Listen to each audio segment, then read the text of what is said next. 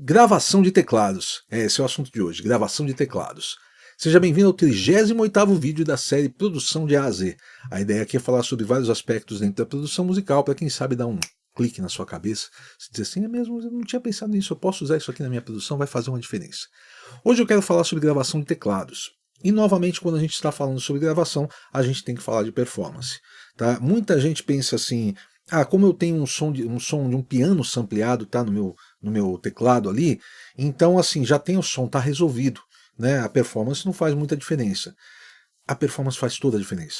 Tá? Um cara que toca o teclado com a pegada certa, ele vai tocar com a dinâmica certa e vai fazer com que aquilo soe como um piano mesmo. Quando você põe aquele pezinho de galinha, sabe, dó mi sol ali, tal, e você faz assim, com as duas mãos igual, os dois pezinhos de galinha, não soa como um piano. Soa mal, entendeu? Mesmo que você toque num piano acústico, tá? Não é o som, tá? Porque você não está com a performance certa. Então a gente tem que começar da performance. Tá, essa é uma parte importantíssima, a dinâmica, a escolha de notas, a abertura de notas que se faz toda a diferença. Tá? Então uma pessoa que tem conhecimento de teclado desse jeito vai ter um som de teclado muito melhor do que uma pessoa que não tem esse conhecimento, mesmo que a pessoa que não tem o conhecimento tenha um equipamento melhor. E a pessoa que tem o conhecimento tem um equipamento pior. Tá? A performance faz toda a diferença. Tá? Tirando essa parte da performance da frente, como se fosse fácil tirar isso da frente, uma outra coisa que faz toda a diferença é arranjo. Tá? Eu vejo muitas situações assim, principalmente de bandas que de repente não tem um tecladista, os caras têm baixo, guitarra, bateria, só assim, não vão colocar uns teclados. E eles colocam os teclados e eles não têm o cuidado de fazer arranjos que sejam complementares, entendeu? Aqueles arranjos de guitarra, ou arranjos que estejam fazendo camadas com aqueles sons de guitarra. O que eu quero dizer com camadas? Vamos dizer que a guitarra faz um determinado riff e de repente um som de teclado faz junto com a guitarra. Então você vai ter aquele riff acontecendo com um timbre combinado de guitarra com teclado. Tá? Isso aí são camadas de sons ali que você vai estar colocando juntos no mesmo arranjo. Por outro lado, você pode fazer coisas que são complementares mesmo. Vamos dizer que a guitarra está geralmente tocando os contratempos e o teclado está tocando em colcheias direto. Então você tem um pé, pé, pé, pé, o teclado você vai ter uma coisa complementar, entendeu? E outra coisa é a região que se toca. Eu vejo situações assim de bandas que fazem arranjo de guitarra com acordes distorcidos meio soltos assim, né? E aí colocam uma cama de teclado, colocam um pad, ou então colocam um órgão, né? Essas coisas assim, e coloca na mesma região, tá? Que a guitarra está tocando. Tá? Na mesma região, que eu digo assim, você está na mesma oitava da guitarra ali. Então o que acontece? Principalmente se eles estiverem fazendo coisas diferentes, você não vai entender ninguém. Não vai pintar nem o teclado nem a guitarra direito. Porque se você subir o teclado, ele complica a guitarra. Sobe a guitarra, complica o teclado. Então, geralmente, você está em regiões diferentes, faz muita diferença. Tá? Isso é uma coisa que algumas pessoas não pensam. Então, eu vou fazer um órgão aqui nesse refrão. Vai para uma região mais aguda, para o órgão aparecer, mesmo que você deixe ele mais baixinho na mix, mas ali ele vai aparecer. Se você colocar ele na mesma região que estão as outras guitarras, não acontece. Tá? Então essas coisas todas são muito importantes. Claro, o ideal é você ter um músico que tem um conhecimento bom. Eu tô falando muito para iniciante aqui, eu sei disso. Um cara que tem um conhecimento bom para poder aplicar isso aí e fazer a coisa funcionar. Mas se caso você não tem esse conhecimento, pensa nisso. Primeiro de tudo, a sua performance tem que fazer a diferença. Você tem que ouvir aquele instrumento e ele soar como aquele instrumento de fato. Tá? Eu lembro de uma situação, sempre falo disso. Eu comprei um TS-12 da Ensoniq ali no meio dos anos 90, lá 94, alguma coisa assim. Eu e meu irmão, a gente comprou o teclado, era um teclado maravilhoso, assim, o teclado pesa 30 quilos, tem tecla de madeira tipo de piano, tá? Um teclado que na época era o cara, assim, sabe? E aí o que acontece? A gente comprou e tinha um som lá que chamava String Quartet, né? Quer dizer, o quarteto de cordas, né? E eu toquei, e pra mim pareciam as flautas, entendeu? Um som que não dava. Eu tentando fazer, né, coisa de orquestra ali, não dava. E um dia foi um amigo do meu irmão, aliás, um amigo de um amigo do meu irmão, foi lá em casa e ele era tecladista e o cara tocava mesmo. Ele falou, nossa, você tem um TS-12, esse teclado é fantástico, ele tem um som de quarteto de cordas que é maravilhoso e tal. Eu fiquei, sério mesmo? Aí ele colocou aqueles mesmos som e ele tocou um trechinho, eu acho que foi as 4 estações de Vivaldi lá, tocou fazendo as aberturas e parecia que tinha um quarteto de cordas tocando na minha frente, entendeu? Porque ele fez as aberturas certas, com a dinâmica certa e tudo mais, e aí aquele som convenceu. O som não era ruim, eu era ruim de teclado. Tá? Então esse é um ponto principal da coisa. Performance é muito importante e você tem que entender que o arranjo tem que ter, você tem que ter a dinâmica certa, o arranjo certo para aparecer na música. Tá? Às vezes é melhor você usar um ou dois dedos no teclado para fazer ele aparecer no meio da música do que você colocar os 10 dedos e confundir a música inteira. Tá? Deixa eu falar uma coisa. Se você não é inscrito no canal, se inscreva.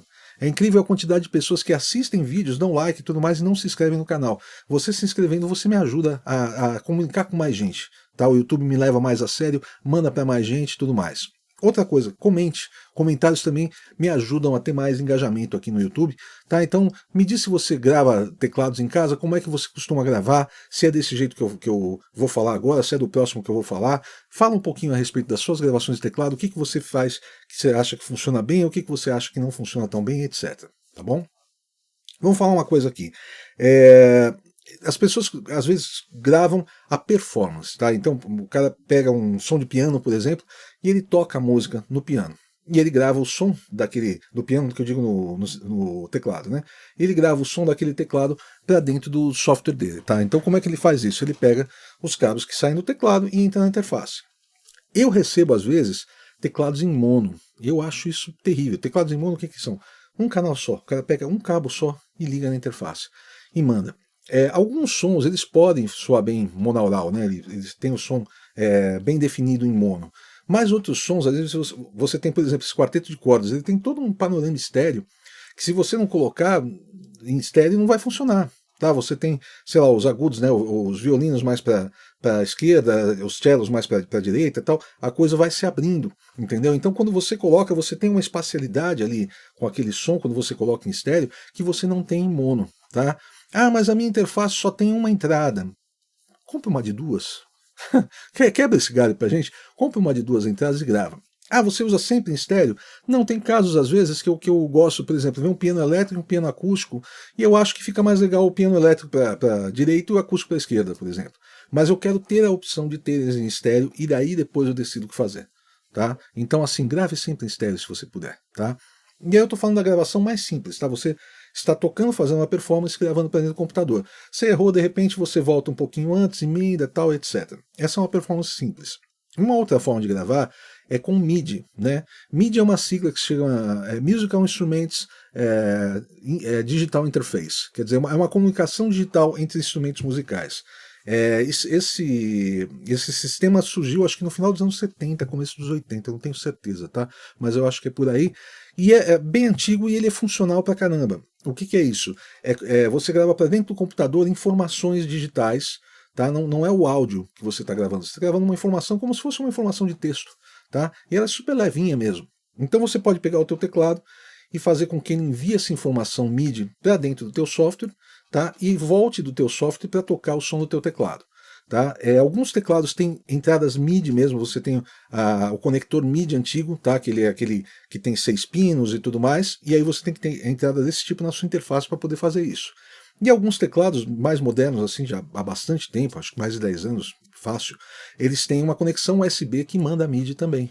Tá? Então você coloca um cabinho USB daqueles de tipo de impressora, aquele quadradinho, né, para o USB no computador e ele comunica em MIDI. A única coisa que você tem que ter cuidado é para desligar o som local. Tá? Isso você vai ter que procurar nas configurações, no manual do seu teclado, para acessar o local off. Tá? Local off é que você desliga o som local.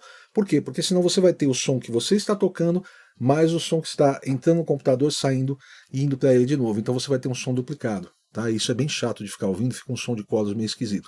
Então você desliga o som local, ele só vai ter o som do que está voltando do software. Aí você consegue ouvir a coisa toda. Assim, você grava em MIDI. Ah, mas qual que é a vantagem que eu tenho de gravar em MIDI? Cara, você tem muitas possibilidades com MIDI que você não tem com áudio, tá? Principalmente em termos de edição. Tá? Eu vou falar mais um pouquinho sobre isso daqui a pouquinho.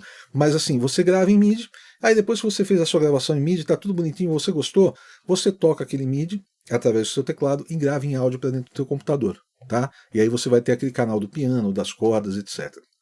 Deixa eu falar uma outra coisa. Eu estou lançando um curso que é a visão de um produtor a respeito de gravação de guitarra. Eu sei que a gente está falando de teclado aqui, mas eu quero falar sobre esse curso porque ele é muito legal. Tá? Esse curso ele se divide em 4 partes.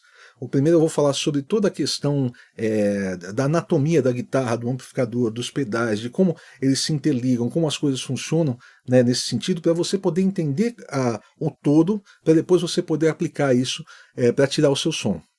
A segunda parte do curso, eu vou falar sobre o Tonocracy, que é um software gratuito, né, que você pode baixar para ter simulações de amplificadores e de caixas e efeitos, etc. E também sobre uns outros plugins gratuitos para te ensinar a tirar um som legal, mesmo com plugins gratuitos. Tá? E o que você vai aprender ali serve para você aplicar num amplificador de verdade, para você aplicar num plugin pago e tudo mais. Tá? É que eu foquei no Tonocracy para todo mundo poder acessar. Depois vem uma terceira parte que vou falar sobre Impulse Response. O Impulse Response é como se fosse uma impressão digital do seu alto-falante, o seu microfone, o seu pré-amplificador de microfone, tá? Ele fazer ele copiar esse som, ele samplear esse som e você poder usar isso dentro do computador.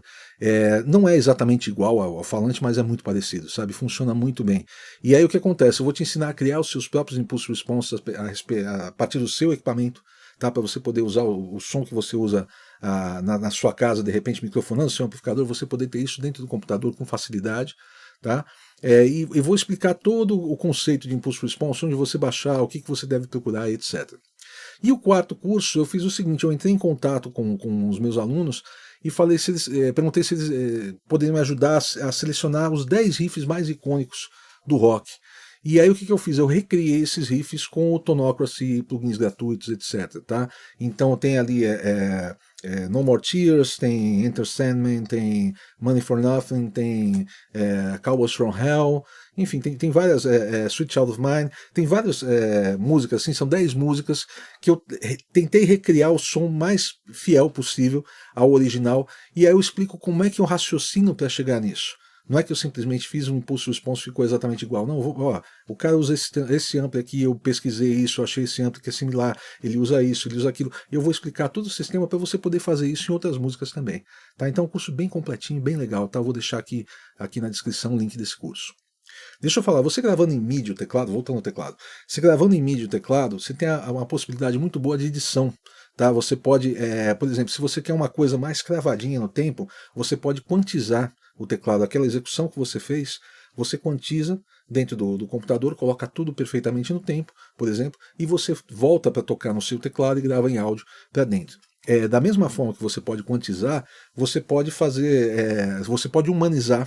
Tá? Por exemplo, você quantiza, coloca tudo perfeitamente no tempo. Aí você liga o Humanize lá do teu software e você deixa ele um pouquinho, a dinâmica um pouquinho menos precisa do que estava, o tempo um pouquinho menos preciso.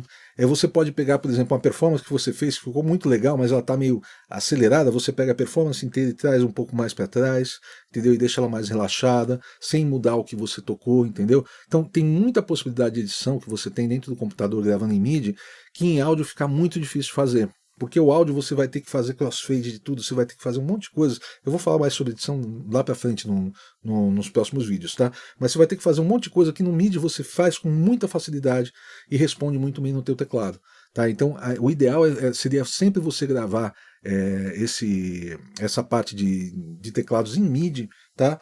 Para se caso você precisar mexer em alguma coisa, você ajusta e depois você grava em áudio para dentro do computador. Tá? Eu costumo, assim, eu estou falando aqui sobre teclados, tá? Eu vou falar depois sobre instrumentos virtuais, tá? Vou falar num vídeo lá para frente porque tem bastante coisa para falar, não quis fazer no mesmo vídeo. Aqui eu estou falando sobre teclados, aquela coisa que você tem um teclado físico que tem uns sons que você gosta e você quer gravar o som desse teclado para dentro do computador, tá? Então eu diria para você, grave em MIDI, tá? Faça a edição que você achar necessário, manda de volta pro teu teclado e grava o áudio dele já bonitão, tá? Lá para dentro, já prontinho para mixar, tá? Eu acho que é isso que eu ia falar por hoje. Vou falar sobre o guia do equipamento para home studio. Se você está montando seu home studio, ou se você já tem seu home studio e você quer aprimorar esse home studio, eu tenho um guia que é para você e é gratuito. Tá? Isso que é mais legal dele. Ele tem 10 vídeos que totalizam 1 hora, tá? Onde eu falo sobre escolha de computador, escolha de interface, escolha de microfones, de fones de ouvido, de monitores de áudio, tudo que você pensar para você montar o seu home studio e você não ter gastos desnecessários. Tá? Muita gente compra coisas que não vai usar porque não tem informação. Ali você vai ter o ponto de partida ali para você ter a informação certa para saber, inclusive, o que adquirir para o seu home studio. Como eu disse antes, ele é gratuito, eu vou deixar o link aqui na descrição do vídeo ou então na minha bio. A gente se vê semana que vem. Qual que é o assunto da semana que vem? Gravação de vozes. É isso aí. Valeu.